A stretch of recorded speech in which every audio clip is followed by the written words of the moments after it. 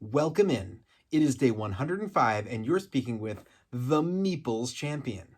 And today, on October 23rd, we are going to be speaking about a game that is, I think, more recently become definitely more associated to the month of October and to the scary idea of themes.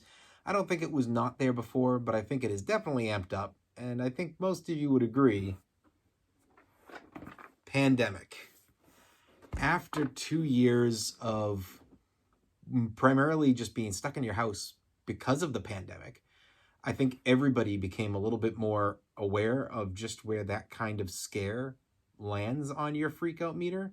You know, we've always been scared of monsters and aliens and things in the dark.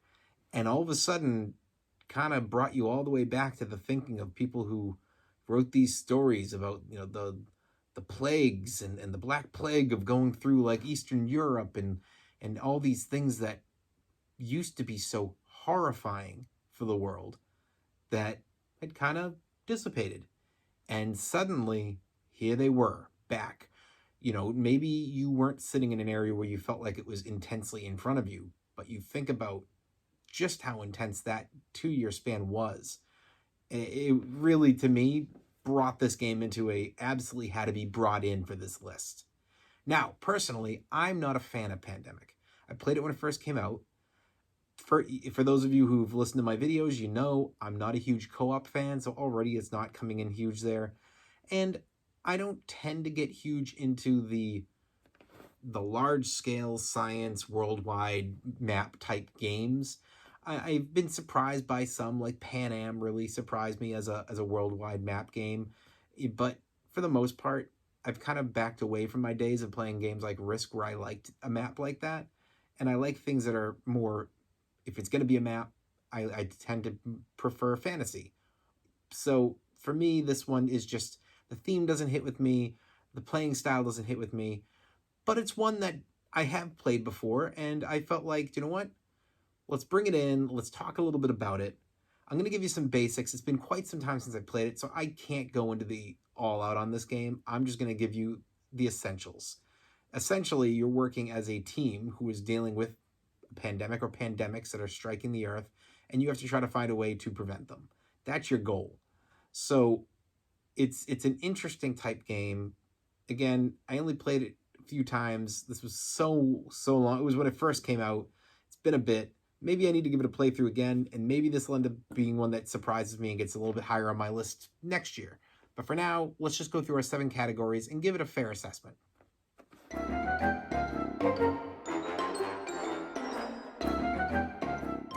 So the art on this game, I'll give it credit. The box is nice, and most of the boxes are. The boxes do help grab attention for these games.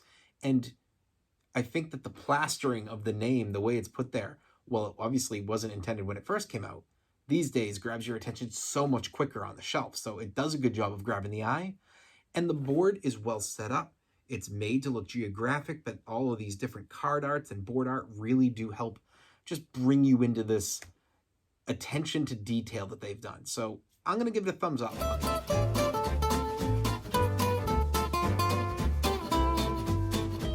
The components are nice. I mean, you're dealing with primarily cards, you know, some of the little flimsy type boards that they have, some cardboard that's mixed in here. I didn't see anything in this that to me stood out as a bad component. Nothing that looked like they cheaped out on everybody. And that's always the important start is, did they cheap out? And then once you make sure they didn't cheap out, you're now just looking into, okay, well, what did they do? And does it make sense? Sometimes components are too heavy. Sometimes components are too light. Sometimes they don't realize the game they're in. This one seems to know itself and did an okay job on supplying components that not only are going to last long, but that seem to fit the feel, and they don't feel out of place in the game. So it's a thumbs up on the components.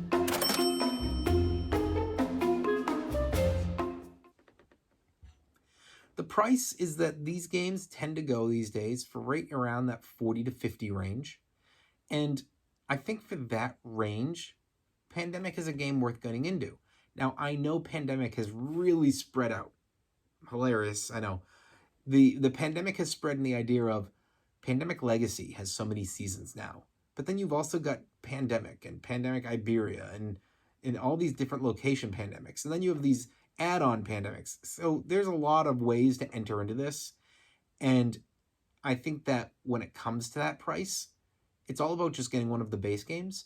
I'm judging it on the original Pandemic or any individual one, not an expansion, not a legacy.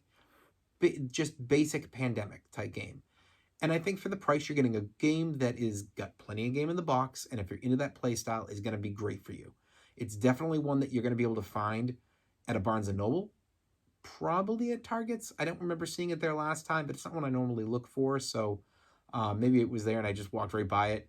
And definitely you go into your regular board game stores, at least 2 to 3 out of 5 you're going to find these in.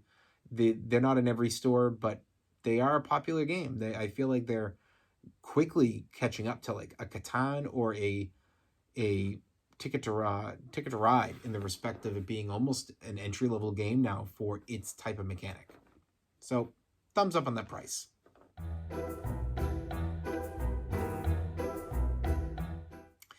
The difficulty. So now, again, I tried to play this game when it first came out, and it didn't hit for me. Now, at that time, I would have considered myself more of an entry-level type player. So I definitely don't think this is for kids. And maybe beginners, this is really not designed as well for. Maybe today, despite not being a co-op player, maybe today this game would hit more with me because I am more in that high experienced, almost expert level play.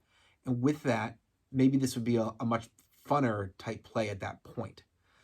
But I do think that with those beginners, those kids, it just doesn't hit for them. It's just, there's a lot going on that throws you. And on top of that, well, there's not too many scenarios. There is a lot going on in the game. And I feel like one of the difficulties of this game is you really have to work as a team. And that's why I'm not a co-op person. Because the more you have to work as a team, the more somebody becomes team leader and tends to just be playing the game by themselves by telling you to do stuff. And that's never fun for me. So I feel like this is kind of riding right on that edge, and due to my own personal constraints and what I like and don't like, I'm going to shift it down and give it a thumbs down on the difficulty.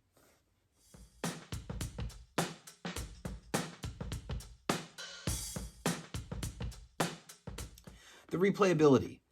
Now, again, I wasn't a big fan of it, but I'm going to give this the credit to, if you're into this game, what does the normal person I speak to say? They like to replay. It's a game that they might play with their wife or husband or friends and get rotating into their schedule and make sure that this is their normal, like, hey, I'm going to play that game at least once every 2 months. So I do think it has plenty of replayability. It's just that you have to have it click for you, and it didn't click for me. So I'm going to give it the thumbs up despite me not wanting to replay it. I know others would.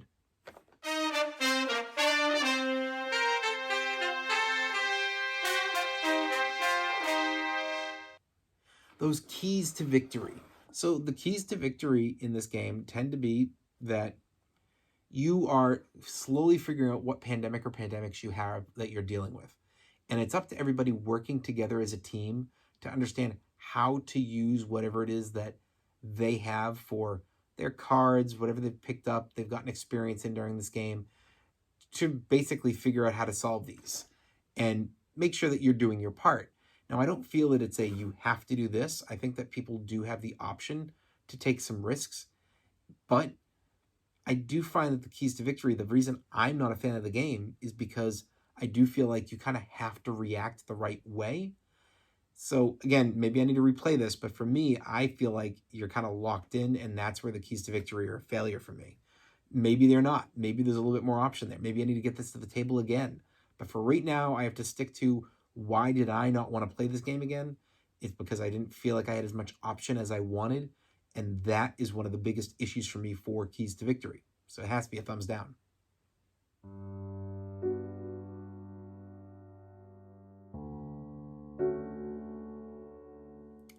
Unique.